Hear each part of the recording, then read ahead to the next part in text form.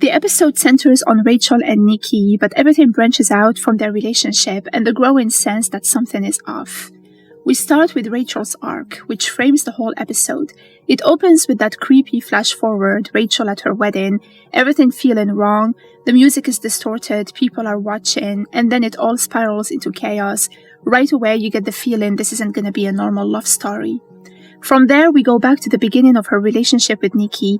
They're driving upstate to his family's place to get married, just talking to stay awake.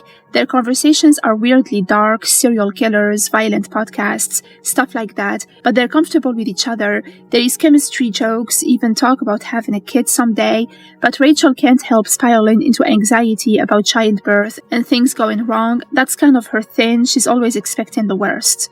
That anxiety really kicks in at the rest stop. Rachel finds the baby alone in a car, which is already unsettling. Nikki stays behind while she goes to get help, and this is where things get seriously weird. She ends up in this bar that just feels wrong from the start. The bartender tells her a story about a guy named Benjamin who killed himself there, and Rachel starts feeling watched even in the bathroom. Then it gets worse. Some random guy is straight up watching her, and when she reacts, he asks her if she is sure about marrying Nikki. That question sticks. But when she gets back, everything's suddenly fine. The parents are back, Nikki got punched, and it's all brushed off like a misunderstanding. It feels way too convenient. Rachel doesn't fully buy it. Then we shift into the Cunningham family storyline, which is where the tension really starts building. They arrive at Nikki's small cabin, except it's not small at all. It's this massive isolated estate that feels cold and strange. Rachel immediately notices things are off, especially the taxidermied dogs that the family treats like they're still alive. She meets the family, Portia, Nell, Jules, and while everyone seems polite, there is this weird energy underneath. Portia especially is intense in a way that feels unpredictable.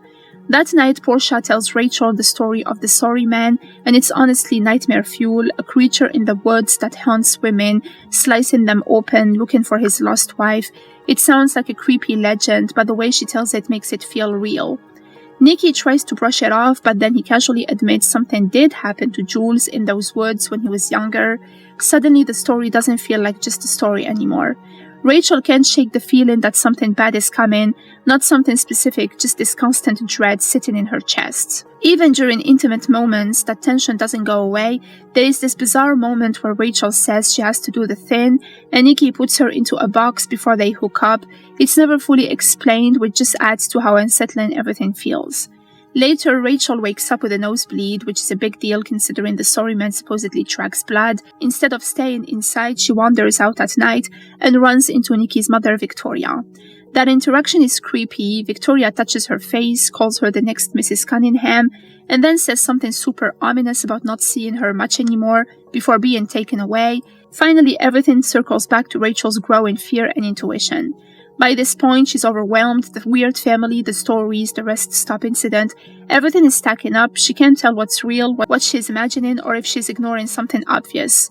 And then comes the final moment. She opens a letter addressed to herself. It's her wedding invitation, but on the back it says, "Don't marry him," right as her nose starts bleeding again. And suddenly that opening scene hits different, because now it feels less like a random nightmare and more like a warning she somehow gave herself.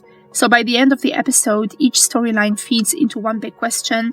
Is Rachel just anxious and overthinking everything, or is she the only one actually seeing what's coming?